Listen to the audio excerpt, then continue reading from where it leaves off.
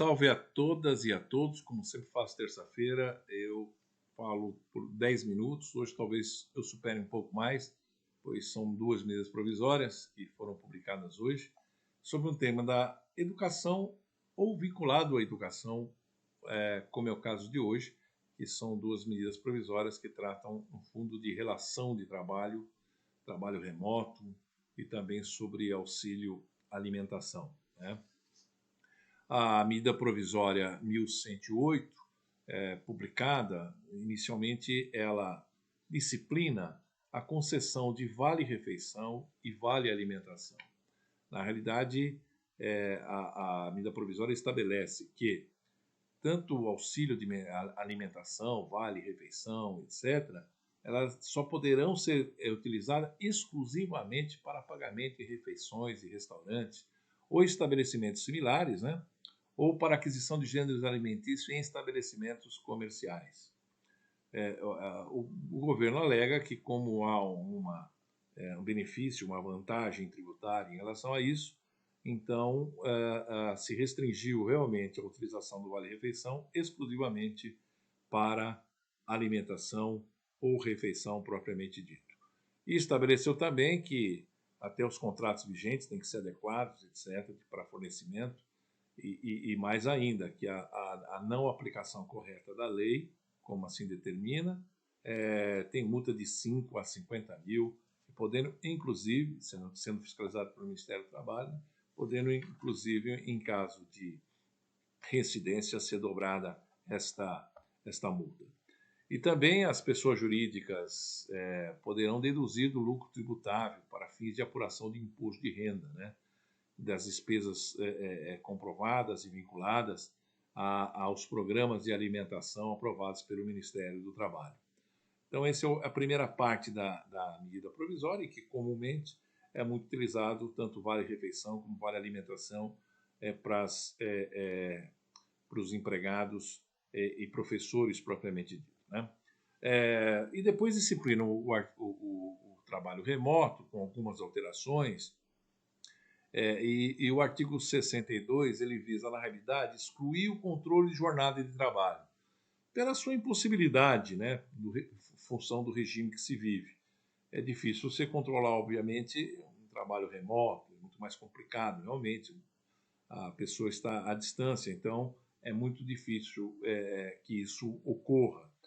Então, o trabalho remoto, que já estava compreendido como possibilidade de excetuar a regra de pagamento de horas extras e controle de ponto, etc., também acabou incluindo para tarefas que sejam vinculadas por produções, ou por produção ou por tarefa propriamente dito, estabelecido entre um contrato entre as partes, né? Então, o outro ponto importante que vem a ajustar, porque se nós lembrarmos, logo quando a pandemia veio, havia uma dificuldade, efetivamente, de como que os trabalhadores iam trabalhar. Alguns, inclusive, não tinham como trabalhar remotamente, né? Quem fazia a limpeza, motorista, etc. Não havia essa possibilidade de realizar, né? Por isso que teve suspensão de contrato, teve uma série de medidas nesse sentido, né? E também virou a chave de uma única vez, sem muita regra. Mas depois, a partir das medidas provisórias que seguiram, e com aprovação de lei, etc., acabou se disciplinando. Mas, de início, houve um defeito, porque realmente a atividade remota estava vinculada e possível quando a atividade fosse preponderantemente fora do ambiente do trabalho, né? Seja em casa, seja em outro local. Ou seja, 5 dias da semana, ele teria que estar pelo menos 3 dias à distância, remotamente, online, não poderia estar na empresa. Entretanto, isso se alterou com uma grande razão, porque você pode uma semana estar, às vezes, 4 dias presencial, na outra semana você está 2, na outra, né? O importante é que se tenha um regramento em relação a isso, deixando claramente como isso funciona. E agora, diferentemente do início, quando da pandemia, a necessidade que isso seja tangibilizado num contrato de trabalho, seja do professor, seja do auxiliar de administração.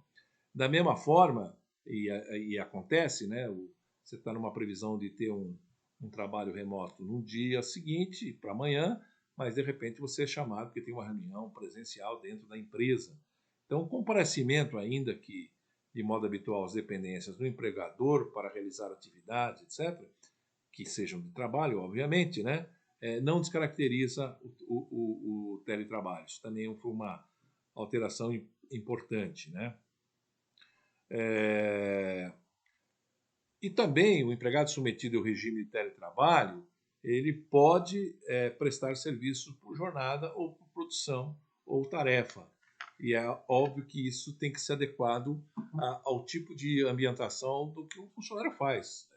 Existem situações que até poderão ser feitas e tem outras que não, né?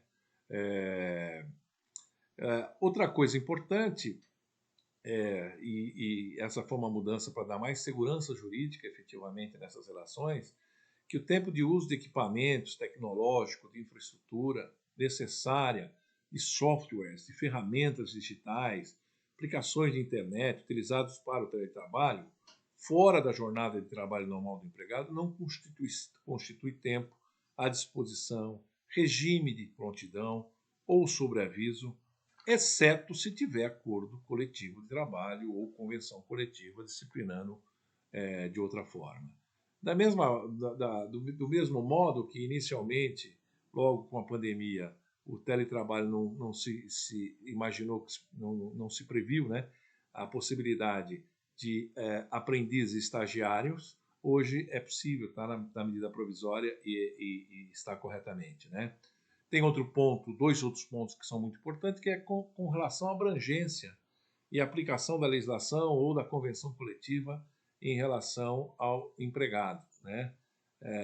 Aí são 2 artigos. Primeiro, dizendo que o que prevalece na relação de trabalho é a legislação local, convenções, acordos coletivos de trabalho relativa à base territorial do estabelecimento de lotação do empregado. A redação não é a melhor possível, mas o importante é que na contratação se estabeleça claramente onde é a lotação do empregado. A lotação do empregado não quer dizer residência. A lotação do empregado, efetivamente, por exemplo, no ensino remoto ou no trabalho remoto, ele é feito através de uma entidade que tem o seu estabelecimento próprio situado no município, né? E, obviamente, que, no caso das aulas, são ministradas para outras localidades, mas o vínculo, efetivamente, dele é na relação de trabalho existente com a mantenedora. Por isso que o contrato precisa estar bem claro em relação a isso. Da mesma forma que teve gente que foi para o exterior, já mudou do exterior, já mudou para o exterior, né? Muita gente acabou acontecendo isso, muita gente saiu do estado da onde prestava o serviço, porque com ensino remoto você pode estar em qualquer local, né? E no caso de estar contratado pela entidade no Brasil, ainda que ele esteja no exterior, a legislação aplicável é a brasileira, né? Eu vejo que esses são as principais alterações em relação à medida provisória, e que, obviamente, vai passar ainda pelo crivo, né, do Congresso Nacional, podendo ser alterado, podendo ser ampliado e etc. E nós tivemos também a publicação da medida provisória 1109, de 25 de março de 92. Nós tivemos, pelo menos 2 medidas provisórias, né, tratando do bem, né, que era o benefício emergencial ao empregado e tudo mais. Tinha uma série, uma série de outras regras vinculado naquele período, como teletrabalho, antecipação de férias individuais, concessão de férias coletivas, aproveitamento de feriado, antecipação de feriado, banco de hora, suspensão de exigibilidade de recolhimento de fundo de garantia, né? Só que tem um dado importante. Essas medidas provisórias, que ainda transformadas em lei, elas se vincularam a um período e de calamidade pública, né? Calamidade pública no Brasil foi até dia 31 de dezembro de 2020, pelo governo federal. Mas o interessante é que o artigo 1º ela diz o seguinte: esta medida provisória autoriza o Poder Executivo Federal a dispor sobre a adoção por empregados e empregadores de medidas trabalhistas alternativas e sobre o Programa Emergencial e Manutenção de Emprego e de Renda para o enfrentamento das consequências sociais e econômicas do estado de calamidade pública no âmbito nacional, no âmbito estadual, distrital ou municipal reconhecido pelo Poder Público Federal. Então, além de ter a calamidade pública decretada no ente federativo, ainda há que se ter o reconhecimento, como diz aqui, por parte do Poder Executivo Federal. E também destinado exclusivamente, né, para trabalhadores em grupo de risco e para trabalhadores em áreas específicas dos entes federativos atingidos pelo estado de calamidade pública, né? Tem até um problema aqui, né, porque o inciso 1º fala para trabalhadores em grupo de riscos, e não dizia trabalhadores de risco, né, e aí dizia quais são aqueles trabalhadores de risco. Então, essa medida provisória ainda ele tem essas duas restrições. Então, aparentemente, todo mundo vincula isso à pandemia. Não é pandemia, é calamidade pública. Mas, além de ter calamidade pública, no âmbito, em todos os âmbitos, ainda tem que se ter reconhecimento por parte do Executivo Federal.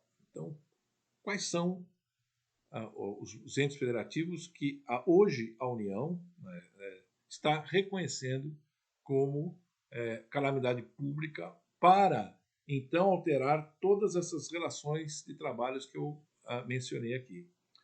Então, ou seja, tem uma boa discussão ainda pela frente a respeito disso. Tá? Essa semana, quarta-feira, eu também faço um webinar, um bate-papo, na verdade, sobre os dois temas, no SEMESP, às 14 horas. E todos estão convidados a participar.